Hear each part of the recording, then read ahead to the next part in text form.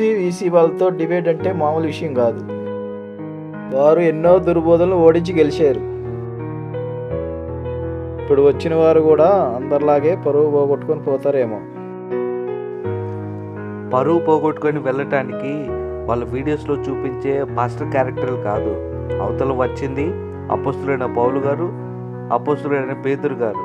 చూద్దాం ఏం జరుగుతుందో. వందనాలు పౌలు గారు, పేతురు గారు. వందనాలు సహోదరులారా. మీరు డిబేట్కి రెడీయా యూసీవీసీతో? మేము చాలాసేపటి నుంచే రెడీగా ఉన్నాం, కానీ ఏంటి ఆలస్యం? అయితే వాళ్ళు యాక్టర్స్ కదా, వాళ్ళు ఎప్పుడు లేట్గానే వస్తారు. అలాగే వాళ్ళు డైలాగ్ కూడా ప్రాక్టీస్ చేయాలి కదా. వారు వాళ్ళ గురించి చూపించుకోవాలి కదా. ఇప్పుడే వచ్చారు, క్షమించండి పేతురు గారు, ఇప్పుడే. అంటే బైబిల్లో లేనిది కూడా రాసుకొని రావాలి కదా. అదే కదా, బైబిల్లో లేనిది కాకుండా కొత్తగా ఆలోచించి చెప్పాలిగా. ఆ మాత్రం సమయం పడుతుందిలే. అవును పేతురు గారు, మీరు అన్నది నిజమే. వందనాలు పేతురు గారు, పౌలు గారు. వందనాలు వందనాలు వందనాలు సహోదరులారా. వందనాలు సహోదరులారా. చెప్పండి, ఎందుకో పిలిచారు? డిబేట్ అని చెప్పాం కదా, పూర్తిగా వినలేదా? ఇందులో వాక్యం బాగా తెలిసినట్టు నటిస్తూ నమ్మించేవాడు నువ్వే కదా. చూసావా ఎలా గుర్తుపెట్టారో? నువ్వు గుర్తుపట్టింది మాత్రమే చూస్తున్నావు. అంతకుముందు వచ్చిన ఇంటర్వ్యూ సంగతి ఏంటి మరి?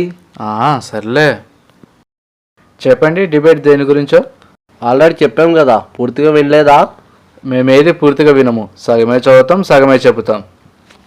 ఓహో, అందుకే నా బైబిల్ కూడా పూర్తిగా చదవకుండానే చెప్పేస్తున్నారు.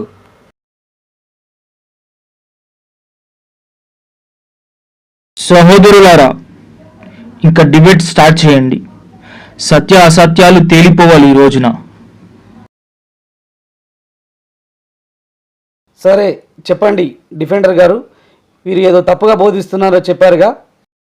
అయితే వీరు తండ్రి, కుమార, పరిశుద్ధాత్మ నామంలో బాప్తిసం చెల్లుతుందంటున్నారు పేతురు గారు. దానికి మీ సమాధానం? మీరు దేన్ని ఆధారం చేసుకొని చెబుతున్నారు? ఇప్పుడు చూడు వాళ్ళకి ఎలా ఇస్తాను. అది మత్తయి వార్త 28వ అధ్యాయం 19వ వచనంలో తండ్రి యొక్కయు, కుమారుని యొక్కయు, పరిశుద్ధాత్మ యొక్కయు నామంలో బాప్తిసము తీసుకోమని ఉంది కదా అని అర్థం. ఆ నామంలో బాప్తిసం పొందమనే కదా పేతురు గారు. అవునా? అయితే పరిశుద్ధ గ్రంథంలో తండ్రి, కుమార, పరిశుద్ధాత్మ నామంలో ఎంతమంది బాప్తిసం తీసుకున్నారో చూపించు. ఒక్క నిమిషం బెన్నీ, రిఫరెన్స్ చేయించు పేతురు గారికి.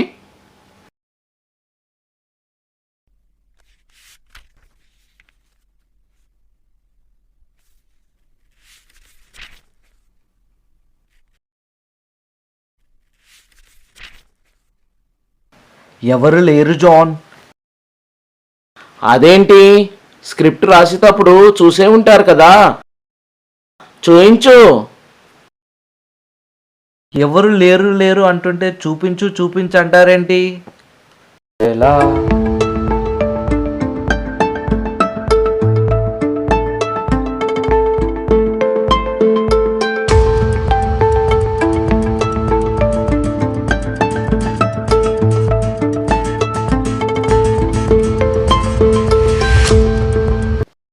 అందుకే పరిశుద్ధ గ్రంథం పూర్తిగా చదివి అర్థం చేసుకుంటే మంచిది.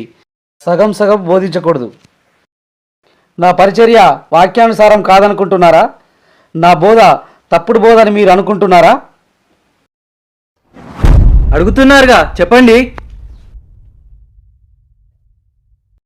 ఎందుకైనా మంచిది సామ్సంగ్కి కాల్ చేసి ఏదైనా స్క్రిప్ట్ ఉంటే తీసుకురమని చెప్పండి. అలాగే. అలా కాదు పేతురు గారు, మేమేమంటున్నామంటే ఆ నామంలో బాప్తిజం తీసుకోవడం తప్పు కాదు అంటున్నాం అంతే. మరి అలా అంటే ఆధారాలు చూపిస్తావా నువ్వు? అదేంటి బెన్నీ అలా అంటావు? మాతో లేవా నువ్వు? మా టీం కాదా నువ్వు? నేను ప్రస్తుతానికి ప్రేక్షకుడిని, అయినా మీరే మాట్లాడుకోండి.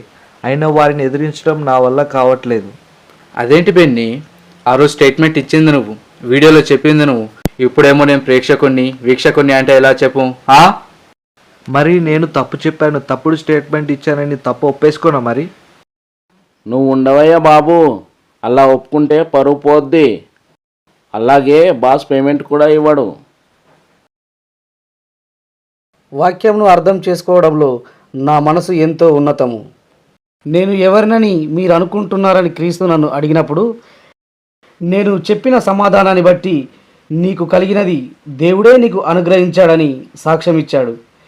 నేను బోధించిన ప్రతి లేఖనము అది దేవుని వలన కలిగినది. అలాంటిది మీరు నేను చెప్పింది కాక వేరేది బోధిస్తున్నారా? అలా కాదండి పేతురు గారు.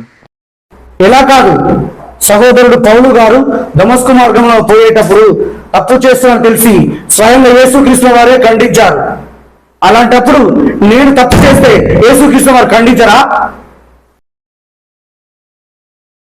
ఇలా తగులుకున్నాడేంట్రా బాబు?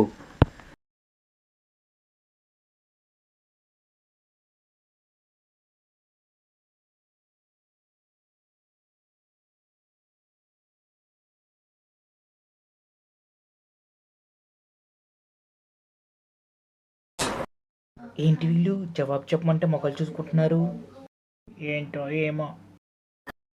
ముఖాలు చూసుకున్న మటుకు చాలు, అక్కడేం చూస్తున్నారు? ఎవరైనా వచ్చి సహాయం చేస్తారానా? ఈ సమయంలో మీ బాస్ కూడా వచ్చి సహాయం చేయలేడు. పరలోకం పోవడానికి మీరు అనుకున్నని మార్గాలు లేవు. కేవలం ఒకటే మార్గం ఉంది, అది ఇరుకైన మార్గం.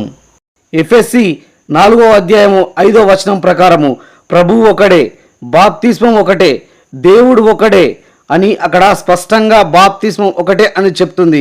మనకు 2 బాప్తిస్మములు లేవు. అసలు మీరు ఎలాంటి బోధ చేస్తున్నారు? మీలో దేవుని ఆత్మ ఉందా, దెయ్యపు ఆత్మ ఉందా? అదేంటి పేతురు గారు అలా అంటున్నారు? పౌలు గారు కూడా నేనిచ్చిన బాప్తిస్మమే ఇచ్చారు. అయితే ఈ ప్రత్యక్షత మనుషుల వలన కలిగినది కాదు, కేవలం దేవుని వలన మాత్రమే కలిగినది అని పౌలు గారు గలితీలో సాక్ష్యం ఇచ్చారు. అసలు మీరు కొత్త నిబంధన నమ్ముతారా? పౌలు రాసిన బోధపై మీ సంఘాలు కట్టబడ్డాయా? పౌలు బోధ అపోస్తుల బోధ కాదా? పౌలు చెప్పిన బోధ కాక వేరేది చెప్తే శాపగ్రస్తుడు అని అన్నారు. మీరు శాపగ్రస్తులా? మత్తయి సువార్త 28వ అధ్యాయం 19వ వచనంలో చెప్పింది మీకు అర్థం కాకపోవడంలో ఆశ్చర్యమేమి లేదు. ఎందుకంటే అందరికీ అర్థం కావద్దని ఆయన ఉపమాన రీతిలో మర్మయుక్తంగా చెప్పారు. దీన్ని బట్టి మీ మీద జాలి పడుతున్నాను. ఇప్పుడు చూడు మన యూసుఫ్ గారు ఎలా అనుసరిస్తారో. అవునవును, ఎన్నో దుర్బోధలపై మంచి అవగాహన కలిగిన వాళ్ళు ఈ మాత్రం చిన్నగా చెప్పలేరేటి? ఏదో ఒకటి చెప్తారులే. ఛా, వీరికి సమాధానం చెప్పడానికి మన దగ్గర ఎలాంటి ఆధారాలు లేవే. బాయ్స్, మనము వాక్యం సరిగా అర్థం చేసుకోమని వారికి తెలిసిపోయినట్టుంది. వాక్యం బాగా తెలిసినట్టు యాక్టింగ్ చేద్దాం. మేము దీని గురించి తర్వాత మాట్లాడతాం. హలో, ఏదైనా ఇప్పుడే తేలిపోవాలి. ఒకవేళ మీరు నిరూపించలేకపోతే మీరు ఓడిపోయారని అనౌన్స్ చేస్తాం. ఇక మీరే నిర్ణయించుకోండి.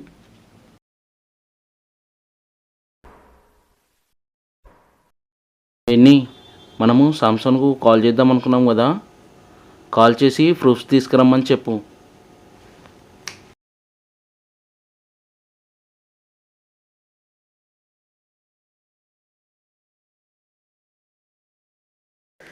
హలో శాంసన్, ఎక్కడున్నావు? ఓకే, స్టూడియోకి త్వరగా వెళ్ళి తండ్రి కుమార పరిశుద్ధాత్మ నామంలో ఎవరైనా బ్యాప్టిజం తీసుకున్నట్లు ప్రూఫ్స్ ఉంటే త్వరగా ఇక్కడికి డిబేట్ జరిగే స్థలానికి తీసుకొని రా, లేదంటే మనం ఓడిపోయేలాగా ఉన్నాం. త్వరగా రా, సరేనా?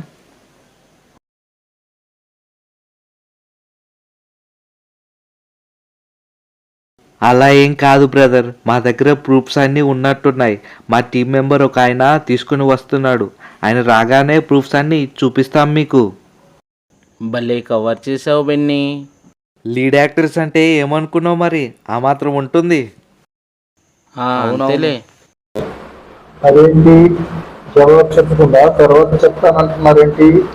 అంటే పౌలు గారు పేతురు గారు చెప్పినట్టు ప్రూఫ్స్తో చెప్పాలి కదా, ఆ వారు కూడా దానికోసం తర్వాత చెప్తారేమో చూద్దాం మరి. అవునా? అవునా? తప్పుడు స్టేట్మెంట్స్. మీరు రెండోసారి బాప్తిజం తీసుకోవడం తప్పంటున్నారు.